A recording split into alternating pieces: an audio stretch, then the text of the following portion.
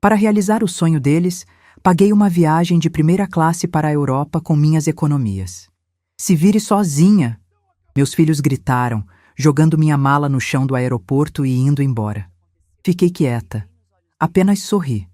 Caminhei com calma até o portão de embarque. 10 minutos depois, quando eles olharam para trás e viram quem estava me aguardando com 2 seguranças, os joelhos deles fraquejaram. "Senhora, podemos prosseguir?" perguntou o homem de terno. Meu nome é Marlene Cristina Araújo, tenho 64 anos e estava de pé no saguão do Terminal 3 de Guarulhos, com a minha mala no chão e os olhos de 200 pessoas sobre mim quando o meu filho virou as costas e foi embora. 200 pessoas. Eu contei. Não na hora. Na hora eu estava olhando para a mala no chão e sentindo aquele silêncio específico que acontece no corpo quando algo que você ainda não nomeou já foi processado pelo organismo. O tipo de silêncio que não é ausência de som, é ausência de surpresa. Porque eu sabia. No fundo, eu sabia faz tempo. Preciso contar como chegamos até aqui, porque o aeroporto não foi o começo. O aeroporto foi só o momento em que eles esqueceram que estávamos em público. A viagem havia sido ideia do Gustavo. Meu filho, 42 anos, sócio-gerente de uma importadora de equipamentos médicos em Uberlândia, homem que aprendeu muito cedo que todo gesto tem preço e que passou a vida inteira calculando quem paga e quem recebe. A ideia era uma viagem em família para a Europa, 10 dias, Portugal e Espanha, para resgatar os laços, depois de 2 anos de distância que ele mesmo havia criado, mas que descrevia com aquela fluência que ele tem para reescrever a realidade, como responsabilidade minha. A lógica era a dele. Eu havia me dedicado demais ao trabalho durante a criação deles, havia colocado a carreira acima da família, e agora que estava mais disponível, precisava provar o quanto valorizava os filhos com gestos concretos. Gestos concretos, no vocabulário do Gustavo, sempre tinham um custo específico. O custo dessa vez foi a passagem de primeira classe para os 2 filhos, para a Tatiana, esposa do Gustavo, para o Fábio, marido da Renata, e para a Clarice, minha neta de 22 anos, filha da Renata, que foi a única pessoa naquela viagem que eu genuinamente queria que fosse. As passagens saíram por R$43 mil. Paguei à vista, da reserva que havia guardado ao longo de 4 anos de consultoria autônoma, porque quando o Gustavo sugeriu, eu já sabia que dizer não teria um preço mais alto do que dizer sim. Ainda estava apostando que o gesto seria suficiente para comprar paz por mais algum tempo. Não foi. O problema começou antes do embarque. O Gustavo havia reservado um hotel em Lisboa com categoria de quarto diferente para mim. Um quarto padrão enquanto os outros ficavam em suítes. Numa decisão que ele justificou, dizendo que eu não precisava de luxo e que havia otimizado o custo total da viagem. O custo total que eu havia pago inteiro.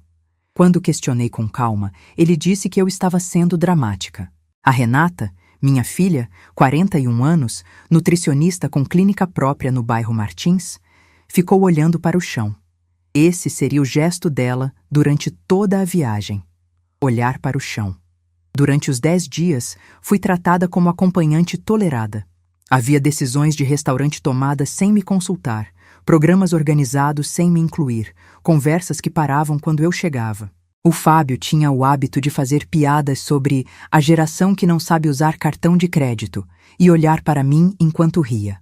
A Tatiana tratava as minhas sugestões com aquela paciência exagerada de quem está explicando algo óbvio para uma criança. Só a Clarice ficava do meu lado.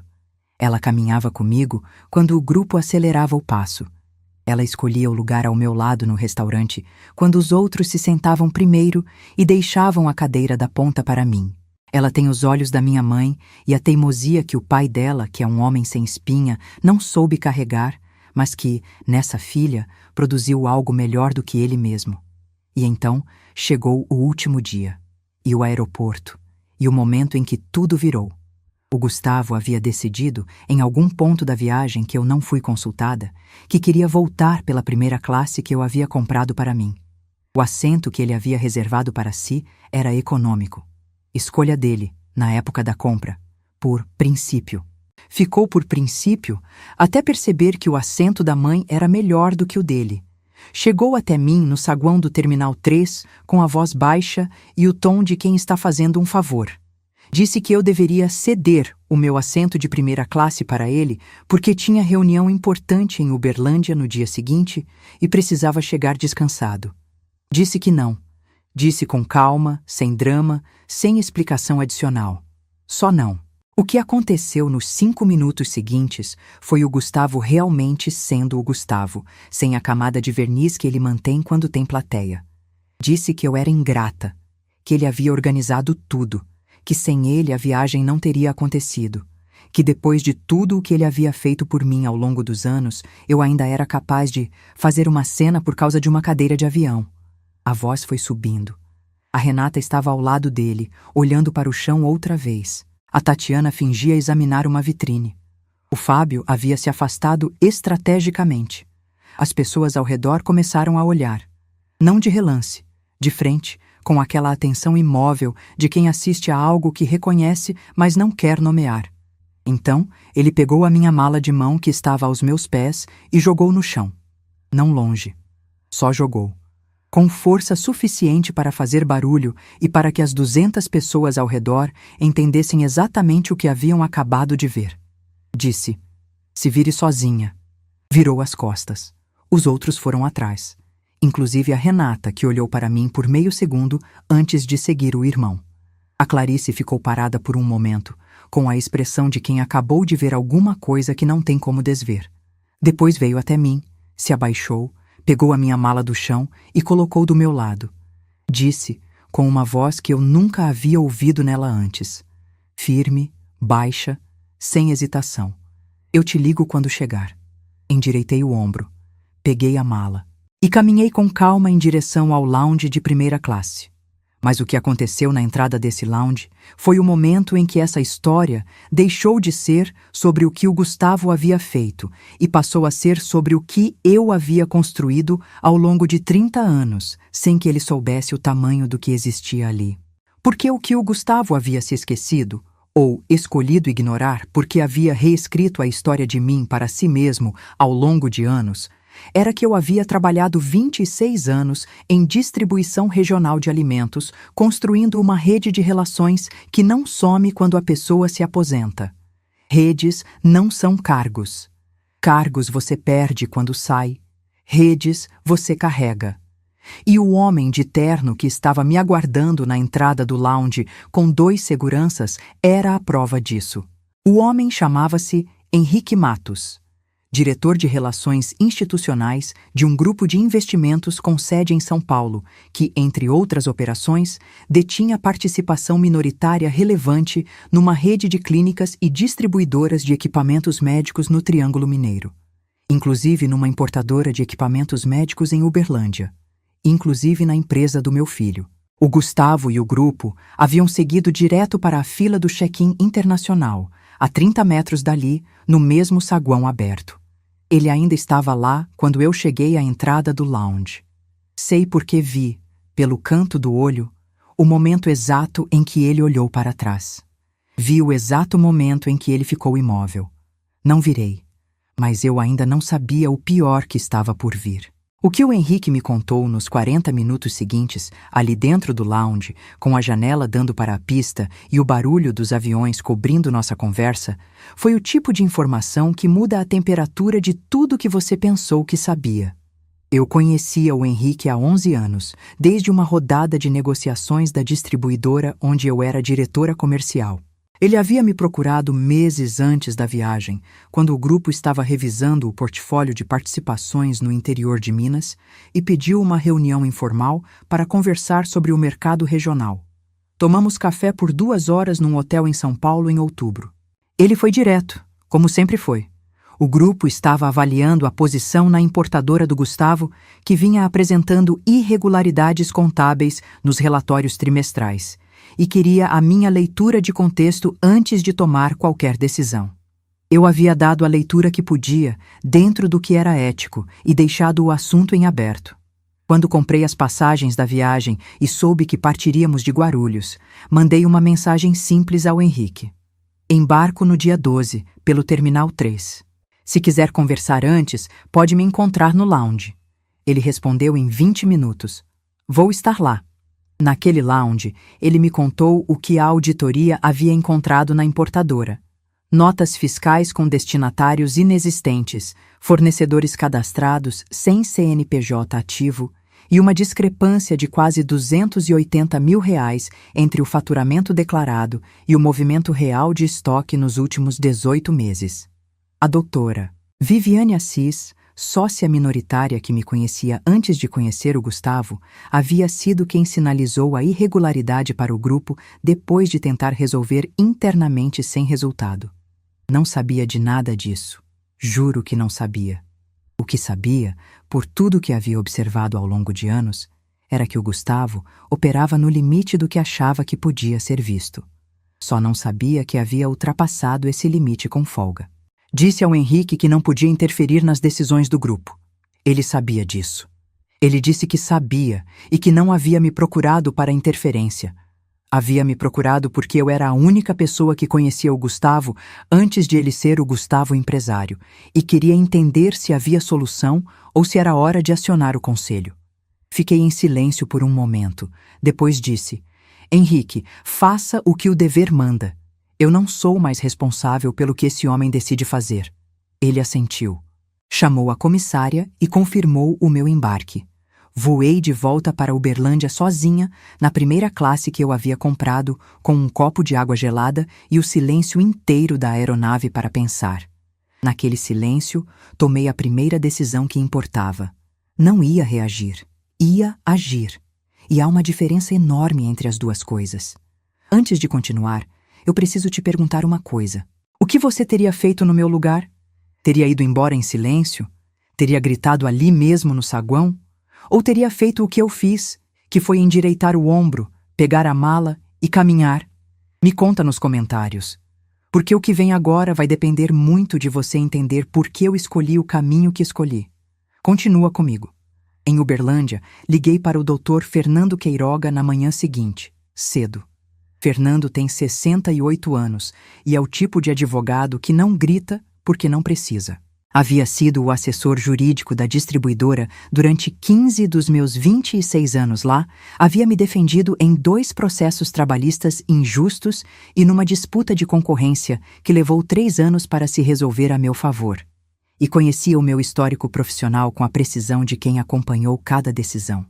A relação entre nós foi construída em contrato, em crise e em lealdade. O tipo de relação que não precisa ser reativada porque nunca foi desligada. Contei o que havia acontecido no aeroporto, palavra por palavra. A viagem, o quarto standard, os 10 dias de tratamento, a mala jogada no chão, a reunião com o Henrique, o que a auditoria havia revelado. Fernando ouviu sem interromper. Quando terminei, a primeira coisa que perguntou foi: Você tem dívida com o filho? Disse que não. Tem algum bem em conjunto? Disse que não. Então você já está protegida. Mas vamos formalizar por precaução. Fui ao escritório dele na tarde de quinta-feira. O escritório fica no centro de Uberlândia, num prédio dos anos 80 com escada de mármore e uma recepcionista que trabalha com ele faz 12 anos e que me cumprimentou pelo nome sem precisar perguntar. Aquele tipo de detalhe diz muito sobre um escritório. Revisamos tudo. Meu apartamento no bairro Saraiva, que é o meu endereço desde que saí da distribuidora e encontrei o ritmo da vida que queria ter. A previdência privada que havia alimentado ao longo de 20 anos com a disciplina de quem sabe que não vai depender de filho. Os 2 imóveis comerciais que eu havia comprado nos anos finais da distribuidora e que estavam alugados para um salão e uma farmácia, tudo no meu CPF, sem nenhum vínculo societário ou patrimonial com o Gustavo ou com a Renata. Tudo separado, tudo limpo. Fernando passou cada item em silêncio, com aquela caneta que ele usa para marcar ponto por ponto, sem anotar nada que não seja necessário. Quando terminou, olhou para mim acima dos óculos e disse: Marlene, você construiu bem. Não era elogio, era diagnóstico. Formalizamos tudo com escritura atualizada e declaração de inexistência de vínculo patrimonial com os filhos. Um documento simples, cartorizado, que existe para o caso de alguém tentar argumentar o contrário. Enquanto saía do cartório, o celular vibrou. Era o Bené. Benedito Alves Cardoso, 67 anos, ex-diretor de logística da mesma distribuidora onde eu havia trabalhado, aposentado, e padrinho de casamento do Gustavo. Escolhido pelo próprio filho quando tinha 32 anos e precisava de alguém com peso de mercado ao lado dele no altar.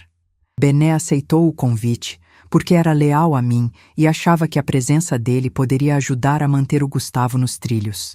Não ajudou, mas manteve o canal aberto. O que o Gustavo não sabia, e essa era uma das várias coisas que o Gustavo não sabia, era que Bené e eu continuávamos em contato permanente. Almoços mensais, troca de mensagens regulares, não conspiração. Só a continuidade natural de uma amizade que havia sobrevivido à empresa, aposentadoria e os anos que separam o que se foi do que ficou. Bené me ligou depois de um almoço que o Gustavo havia marcado com ele 2 dias depois do aeroporto. Disse que o filho estava nervoso, que havia tentado descobrir quem era o Henrique Matos e havia encontrado o nome ligado ao grupo de investimentos, o que havia deixado ele mais nervoso ainda.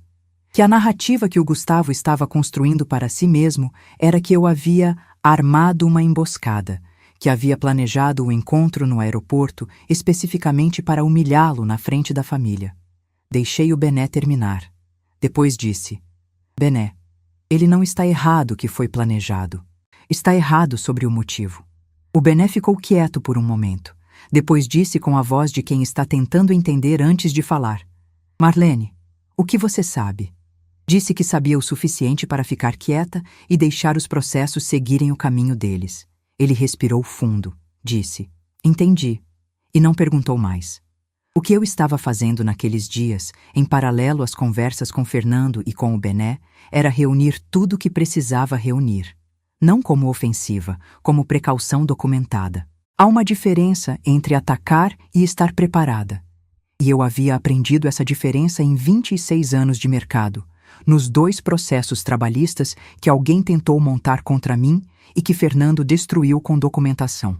A documentação era sempre o que distinguia quem tem razão de quem consegue provar.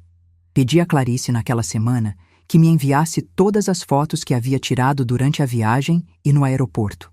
Ela enviou uma pasta com 347 fotos. Entre elas, com aquele instinto que ela tem de registrar o ângulo certo das coisas, havia uma foto tirada no aeroporto.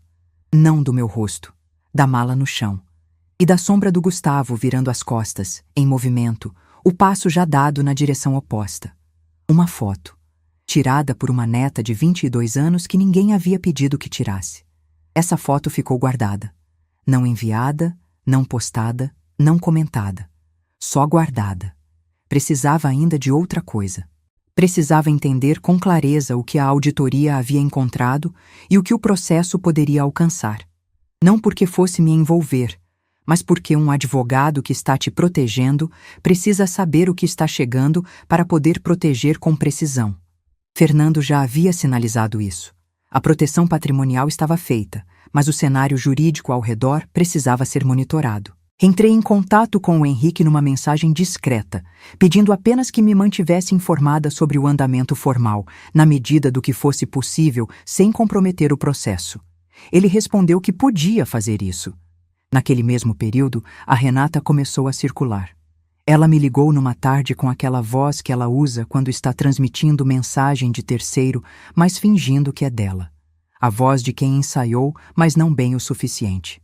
Disse que o Gustavo estava muito machucado com o que havia acontecido no aeroporto, que a família estava em pedaços, que eu precisava ligar para o Henrique Matos e explicar que foi um mal-entendido. Perguntei o que exatamente eu deveria explicar. Ela não soube responder. Ficou em silêncio por 8 segundos. Eu contei. E depois disse que o Gustavo estava passando por um momento difícil nos negócios e que qualquer interferência externa podia destruir o que ele havia construído. Disse a Renata: O Henrique Matos não trabalha para mim. E o que acontece na empresa do seu irmão é responsabilidade do seu irmão. Desliguei com gentileza. Não havia crueldade no que eu havia dito. Havia só precisão. Há uma diferença, e a Renata sabia distinguir. O que ela escolhia fazer com essa diferença era problema dela. Mas foi o que aconteceu 3 dias depois que me mostrou que o Gustavo havia decidido mudar de estratégia, que havia passado da pressão familiar para a pressão jurídica. E foi aí que entendi que ele havia cometido o erro que homens como ele costumam cometer quando ficam com medo. Reagiu antes de pensar. O advogado do Gustavo, um homem jovem chamado Dr. Paulo Sérgio Lacerda, me enviou uma notificação extrajudicial. O documento alegava que eu havia prejudicado a reputação empresarial do meu filho ao promover encontro de natureza intimidatória com investidores no aeroporto e sugeria que eu havia violado o sigilo de informações ao transmitir dados internos da importadora para terceiros. A notificação pedia retratação formal e ameaçava com ação por danos morais e materiais. Levei ao Fernando na mesma tarde. Ele leu 2 vezes, com aquela pausa de quem está verificando se o que vê é o que está lá. Depois disse: "Esse advogado é novo." Perguntei o que isso significava. Disse: "Significa que ele escreveu isso porque o cliente mandou, e não porque tem tese. Você não transmitiu dado nenhum ao Henrique Matos. Você foi cumprimentada por um conhecido num aeroporto. Isso não é passível de nada." Havia algo no ato de segurar aquele papel, com o nome do meu filho no cabeçalho, em linguagem de processo, me tratando como parte adversária, que custou mais do que eu esperava. Não medo, não raiva, só o peso específico de reconhecer que chegamos a um ponto sem volta.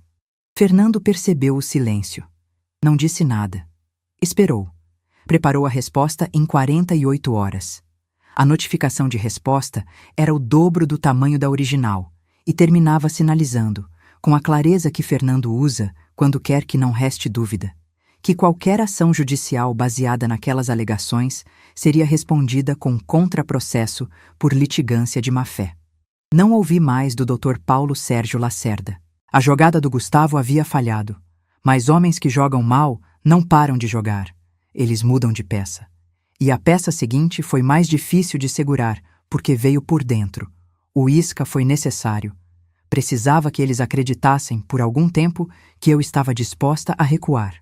Mandei uma mensagem ao Gustavo, curta, neutra, sem calor, mas sem gelo. Disse que precisávamos conversar como família e que estava aberta a uma reunião informal para tentar entender melhor a situação. Escolhi palavras que soassem como abertura sem ser compromisso, que dessem a impressão de que a pressão havia surtido efeito sem revelar nada do que estava em andamento. O Gustavo respondeu em 20 minutos. Tom aquecido. Disse que ficava feliz em conversar. Perguntou se eu podia estar disponível na semana seguinte. Disse que sim. Não ia cancelar. Ia aparecer. Só não ia aparecer sozinha. A reunião foi marcada para uma quinta-feira à tarde, na sede da importadora no bairro Martins. Território dele, o que ele havia escolhido deliberadamente para ter vantagem de ambiente. Aceitei o território dele sem discussão, o que aumentou a confiança dele e reduziu a guarda. Cheguei às 14 horas. Fernando estava comigo, apresentado como assessor jurídico. Descrição precisa, sem detalhe adicional. O Gustavo recebeu o Fernando com a compostura de quem está surpreso, mas não quer demonstrar, o que significava que ele sabia que a presença de um advogado mudava o peso da conversa, mas havia calculado mal a extensão dessa mudança. A sala de reunião da importadora era uma sala de vidro no 2º andar, com vista para a rua e mesa para 8 pessoas. Havia o Gustavo, havia o Dr. Paulo Sérgio Lacerda, o advogado jovem que havia assinado a notificação. E havia uma mulher que eu não esperava, a doutora Viviane Assis, 55 anos, sócia minoritária, que havia entrado pela porta lateral 2 minutos depois de mim, com uma pasta preta na mão e a expressão de quem sabia exatamente onde estava pisando. O Gustavo viu a Viviane entrar e o rosto fechou. Ele não havia chamado a Viviane para aquela reunião. Quem havia chamado era o Fernando, que havia estado em contato com o advogado da Viviane na semana anterior. A Viviane não estava ali como aliada minha. Estava ali como parte interessada no processo da importadora, com direito legal de participar de qualquer reunião que envolvesse a saúde societária da empresa. O Dr. Paulo Sérgio sabia disso, por isso ficou quieto. Sentei, abri a pasta que havia trazido. E comecei. Disse que havia aceitado aquela reunião porque acreditava que o Gustavo merecia ouvir, da minha boca, o que eu sabia e o que eu não sabia. Disse que não havia armado emboscada no aeroporto de Guarulhos. Disse que havia encontrado um conhecido no lounge porque havia comunicado meu embarque com antecedência e porque tinha o tipo de relação profissional que permite esse tipo de encontro informal. O tipo de relação que 26 anos de mercado constroem quando a pessoa trabalha com integridade. O Gustavo quis interromper. Levantei a mão, com calma, e continuei. Disse que o Henrique Matos havia me contado naquele lounge não foi informação que eu havia fornecido, foi informação que a própria auditoria do grupo havia produzido. Que a pessoa que havia sinalizado a irregularidade havia feito isso por conta própria, por obrigação profissional, sem que eu soubesse ou pedisse. Coloquei sobre a mesa, com cuidado, as mensagens trocadas com o Henrique nos meses anteriores, todas com data e hora, todas dentro dos limites do que é conversa informal entre profissionais, sem uma única menção a dado operacional da importadora. O Dr. Paulo Sérgio olhou para os documentos. Não os tocou. Coloquei o segundo conjunto de documentos sobre a mesa. Eram os laudos da auditoria. Não os originais, porque esses não eram meus para distribuir, mas o sumário executivo que o grupo havia formalizado e do qual eu havia recebido cópia como parte do processo de verificação de contexto familiar que Fernando havia negociado com o conselho. R$280 mil em discrepância. Notas fiscais com destinatários inexistentes. Fornecedores sem CNPJ ativo. 18 meses de movimento de estoque que não batia com o faturamento declarado.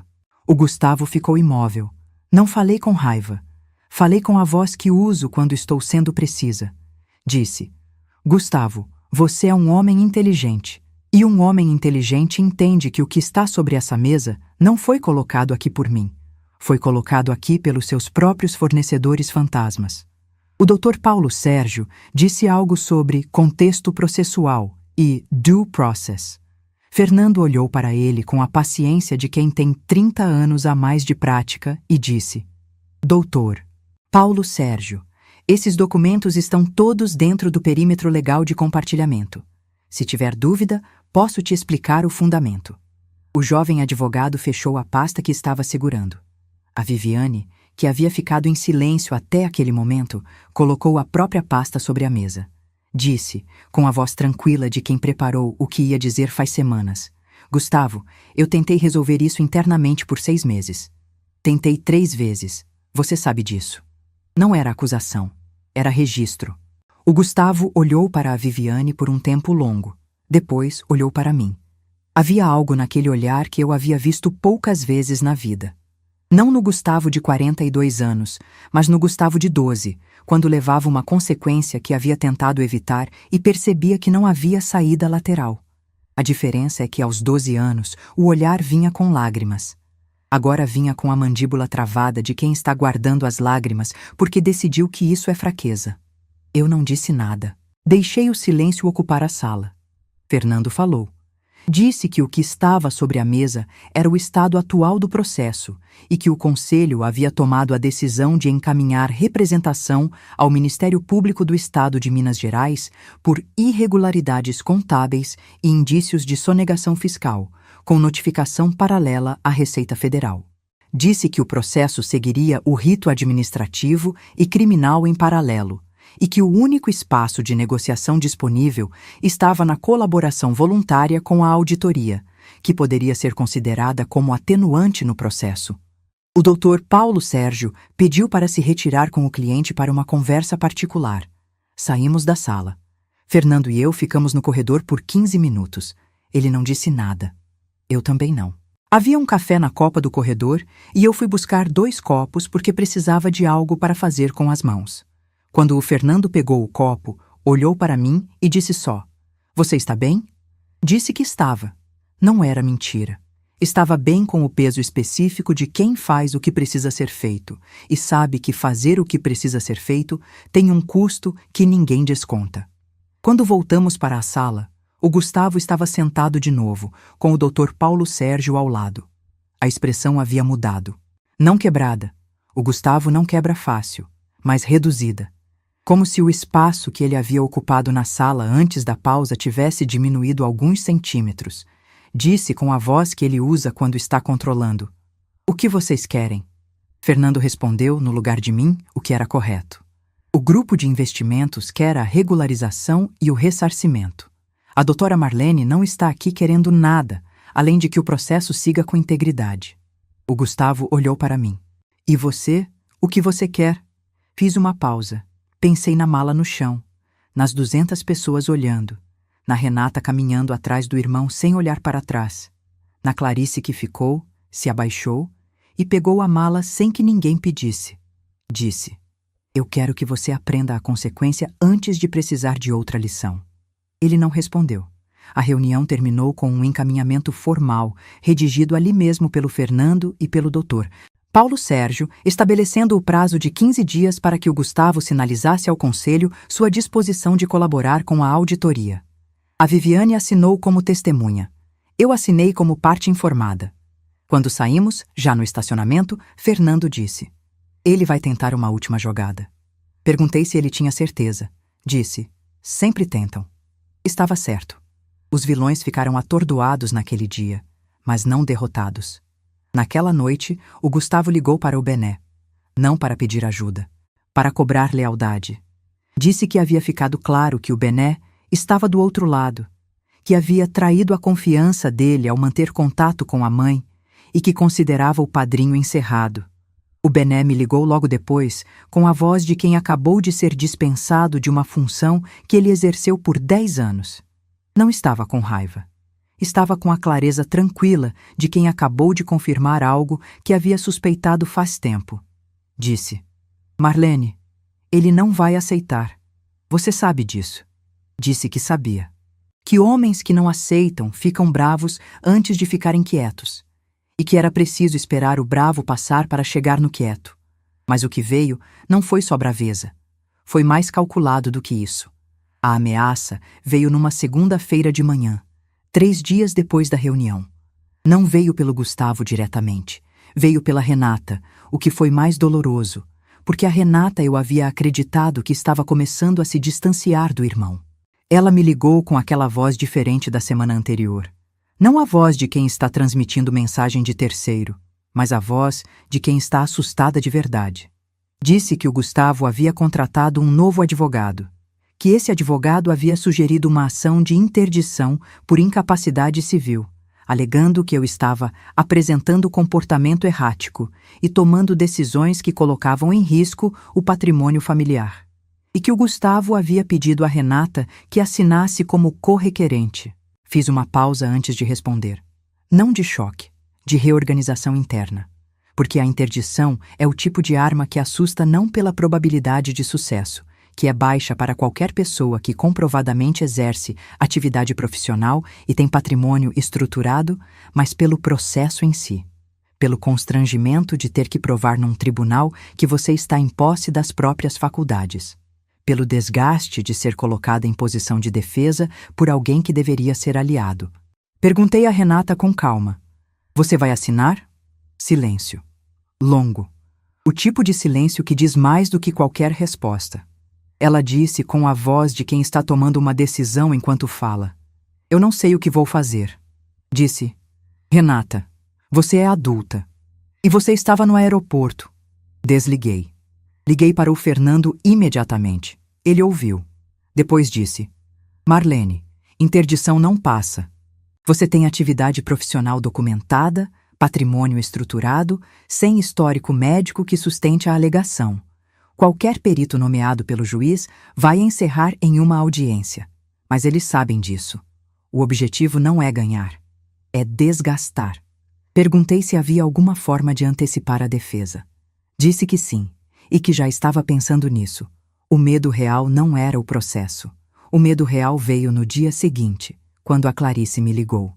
Ela disse, com a voz firme que ela usa quando está segurando algo pesado: "Vovó, o meu pai ficou sabendo das conversas do meu celular, sobre a foto, sobre as mensagens que eu te mandei. Alguém contou para ele." Alguém. Eu já sabia quem era o alguém.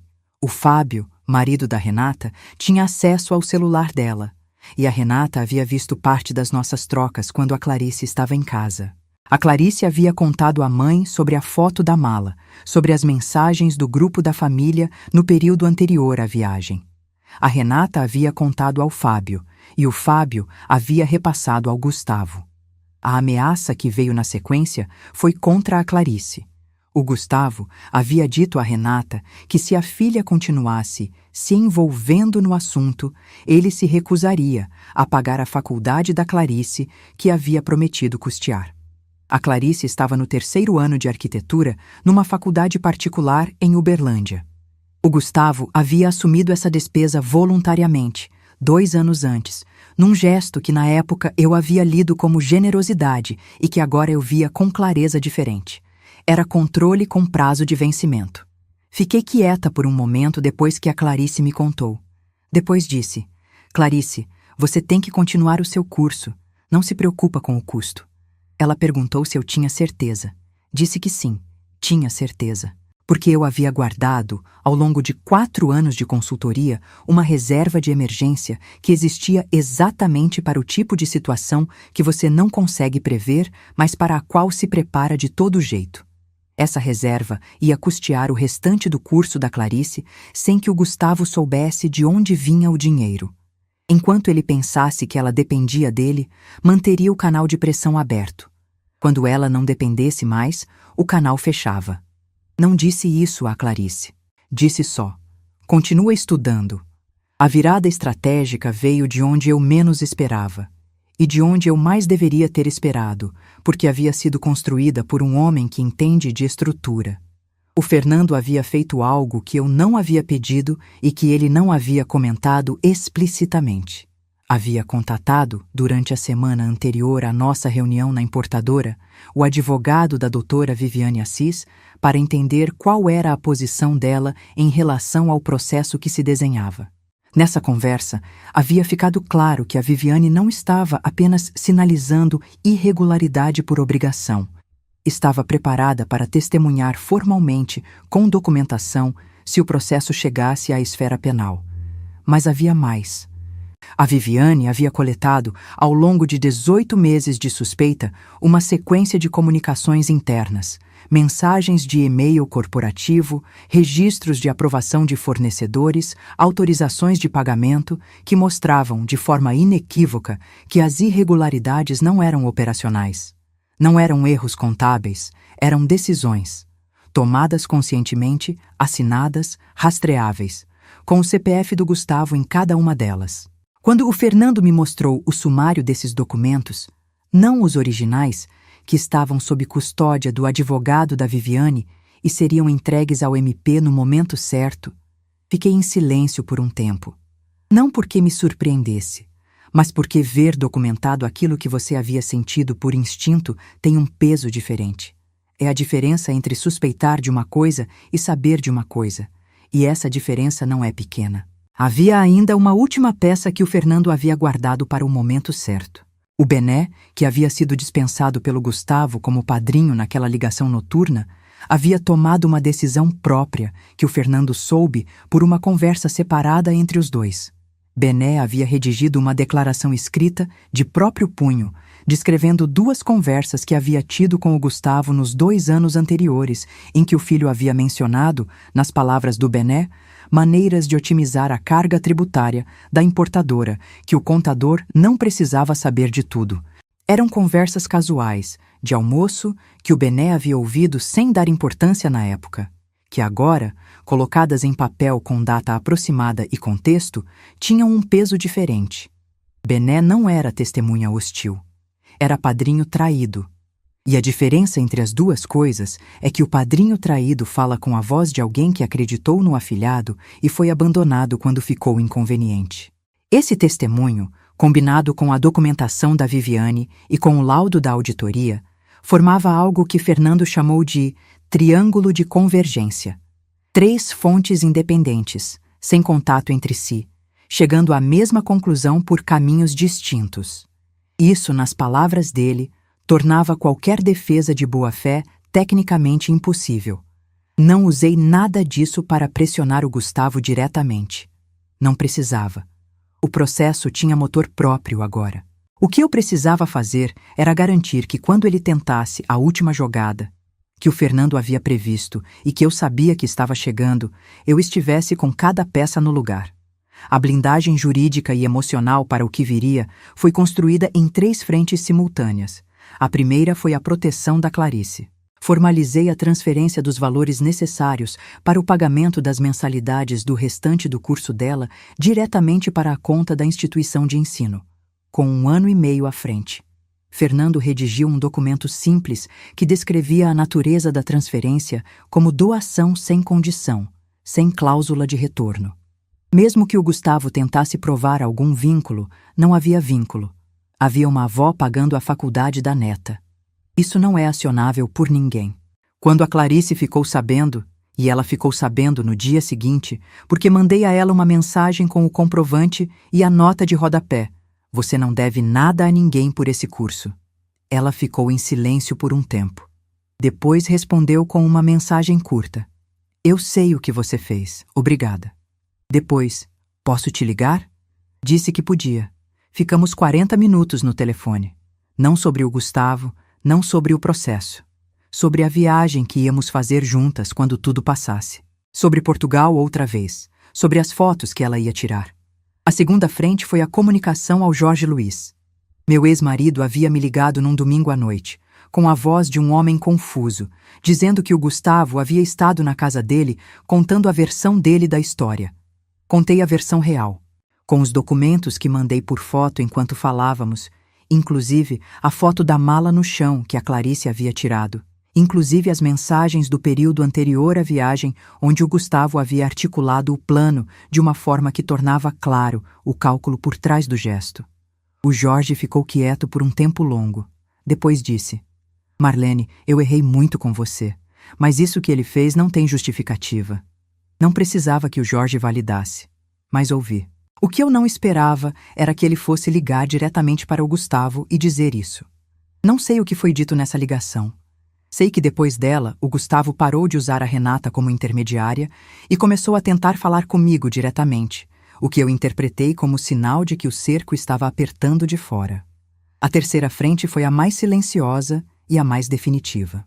Fernando havia negociado com o advogado do Conselho de Administração da importadora que a reunião formal de encerramento do processo de mediação seria realizada numa sala do próprio Conselho, em Uberlândia, com o Fernando presente como representante do contexto familiar, porque o grupo queria garantir que não havia risco de conluio ou interferência de terceiro, e a forma de garantir era tendo o advogado da parte familiar como testemunha explícita de que não havia. Essa reunião foi marcada para uma terça-feira de manhã no bairro Saraiva. Sala neutra, mediador contratado pelo Conselho, 4 partes. O Conselho representado pelo Henrique, a importadora representada pelo Gustavo e pela nova advogada dele, uma mulher de uns 50 anos chamada doutora Cristina Fonseca, que havia substituído o doutor Paulo Sérgio e que tinha a expressão de quem já esteve nessa sala muitas vezes e sabe como termina. A doutora Viviane Assis com seu advogado e o Fernando como testemunha de contexto. Não era meu processo. Eu estava ali como registro vivo de que não havia interferido. Na manhã da reunião, acordei às 5h30.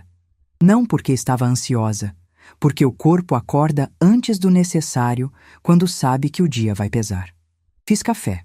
Sentei na varanda do apartamento no Saraiva, que tem vista para a rua arborizada, que escolhi exatamente por isso, e fiquei 20 minutos sem pensar em nada específico. Só o café e a rua e o sol que ainda não havia aparecido completamente. Às 8h15, Fernando me buscou. Chegamos juntos. O Gustavo chegou 5 minutos depois de nós. Entrou com a doutora Cristina, que carregava a pasta e a compostura de quem representa e não julga. O tipo de profissional que faz o trabalho sem personalizá-lo, o que é, na minha experiência, a marca dos bons. Ele me viu na entrada da sala.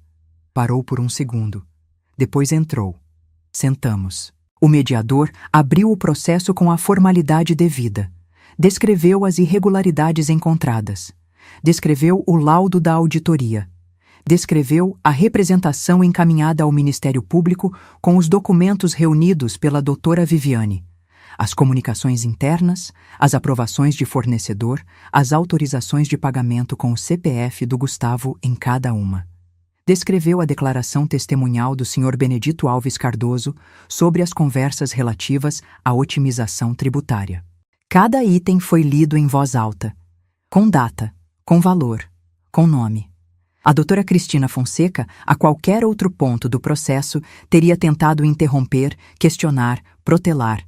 Ficou em silêncio, porque havia lido tudo antes e sabia que o que estava sendo lido era real. O Gustavo ficou de frente para o mediador durante toda a leitura. Não olhou para mim uma vez. Depois que o mediador terminou, disse: "Há proposta de acordo?" A doutora Cristina disse que havia. Que o cliente estava disposto a colaborar com a auditoria e a formalizar o ressarcimento das irregularidades identificadas, que pedia, em contrapartida, o afastamento temporário em vez do afastamento definitivo. O Henrique, pelo conselho, disse que o afastamento seria de 18 meses da gestão operacional, com auditoria permanente por 2 anos. Que o ressarcimento seria de R$240 mil, parcelado em 12 meses. Que a representação ao Ministério Público seguiria o curso normal. O acordo societário não interferia no processo administrativo e penal, que tinha motor próprio. A doutora Cristina olhou para o Gustavo. Ele ficou imóvel por uns 3 segundos. Depois, assentiu. O processo foi lido em voz alta mais uma vez, na íntegra, antes de ser assinado. Cada página foi rubricada. O mediador registrou tudo. Quando o Fernando e eu saímos para o corredor depois da assinatura, o Gustavo apareceu atrás de nós. Disse, com a voz baixa de quem sabe que está sendo ouvido, mas não se importa mais com o auditório: "Você fez isso de propósito." Olhei para ele. Disse: "Gustavo, eu fui cumprimentada por um conhecido num aeroporto. O resto foi você." Ele ficou me olhando. Depois voltou para a sala. Fernando e eu caminhamos até o carro em silêncio. Quando chegamos ao estacionamento, ele disse: "Acabou." Não como comemoração, como registro. Disse: "Acabou." O processo que se seguiu levou quase 1 ano para se completar, porque processos administrativos e penais têm o tempo deles e não se apressam por vontade de ninguém. Mas o que aconteceu na vida do Gustavo nesse ano aconteceu item por item, com a progressão lenta e irreversível de quem perdeu o chão, mas ainda não descobriu como parar de cair. O primeiro movimento foi a suspensão dos aportes previstos pelo grupo de investimentos para o ciclo seguinte da importadora. Sem capital novo, a linha de crédito que o Gustavo usava para girar o estoque travou. Com a linha travada, os prazos de entrega se estenderam.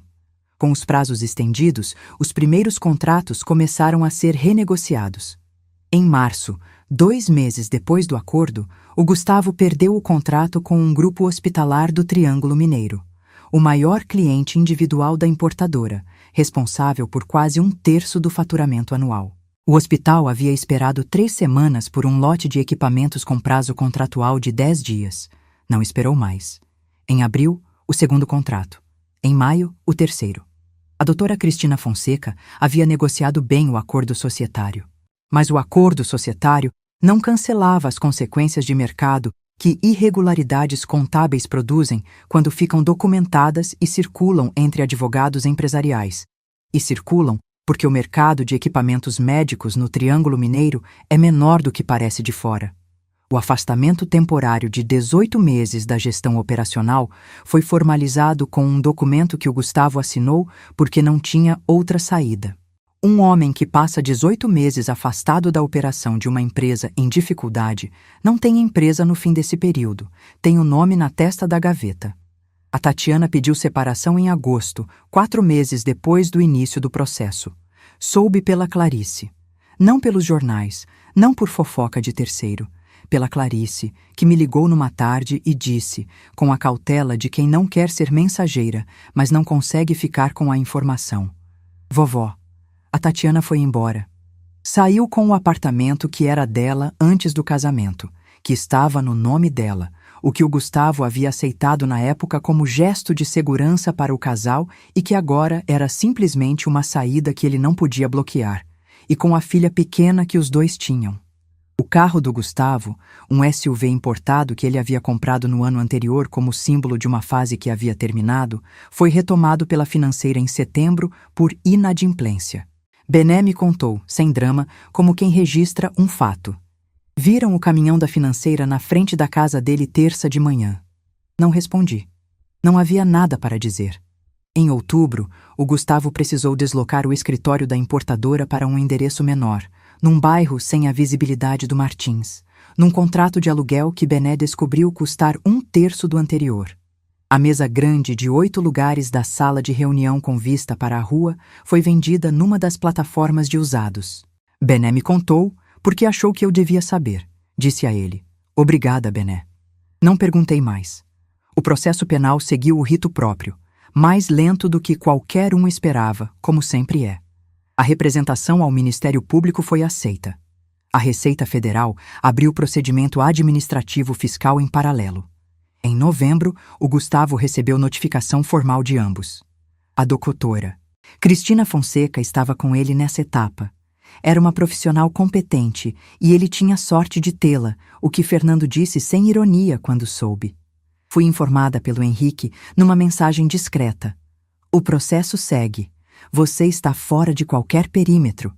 Pode dormir tranquila." Respondi com um obrigada.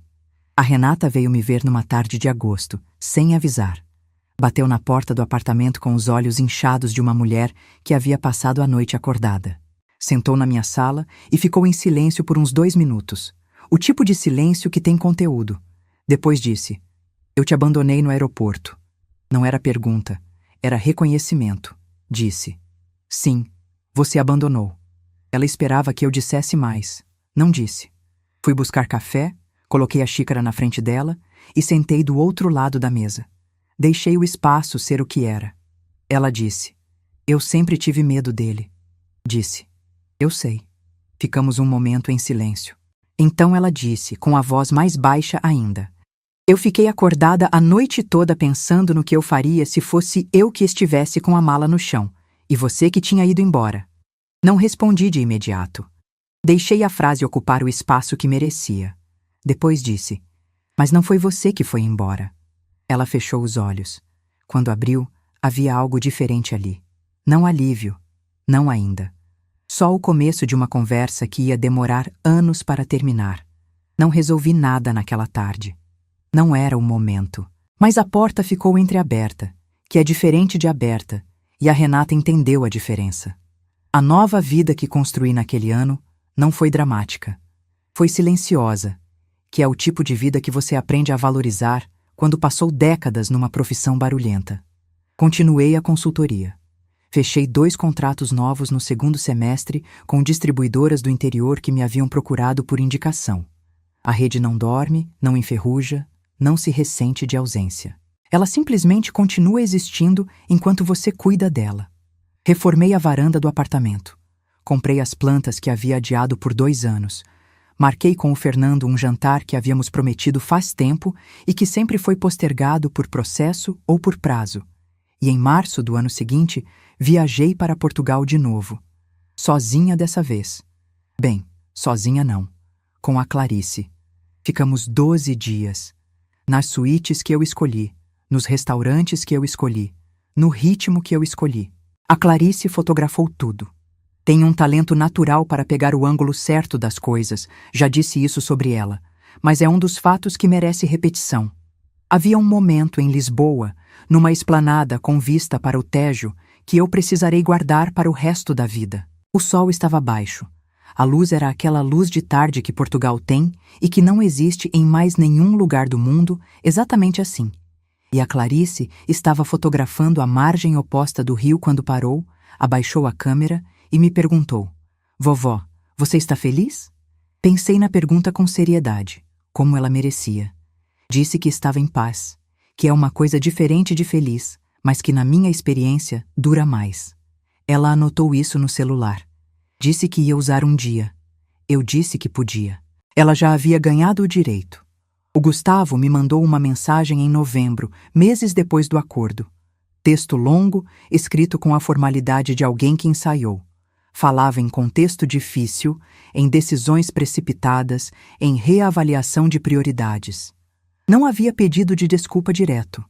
Havia o circunlóquio de alguém que ainda não aprendeu que reconhecer erro diretamente custa menos do que fingir que o erro foi circunstância. Não respondi no mesmo dia. Respondi 3 dias depois, com uma mensagem curta. Gustavo, quando você souber dizer o que de fato aconteceu, sem contexto e sem circunstância, pode me ligar. Ele não ligou. Talvez ligue um dia. A porta não está fechada com cadeado. Está fechada porque a tranca funciona por dentro. E quem tem a chave sou eu. Aprendi algo nesses meses que eu já sabia, mas não havia precisado articular tão claramente. Que amor de mãe não é ausência de consequência. É a presença constante de alguém que se recusa a fingir que o que aconteceu não aconteceu. Não por rancor, mas porque fingir seria a maior das deslealdades, para ele e para mim. Não sou guardiã do arrependimento de ninguém, sou guardiã da minha própria paz. E paz, descobri, não é o que sobra depois que a tempestade passa. É o que você constrói com as mãos, tijolo por tijolo, nos dias em que ninguém está olhando. Ainda estou construindo. Se essa história te tocou, se inscreva no canal agora e ative o sino. Todo relato novo vai direto para você. E a próxima história já está passando na tela. Clica. Você não vai querer perder essa.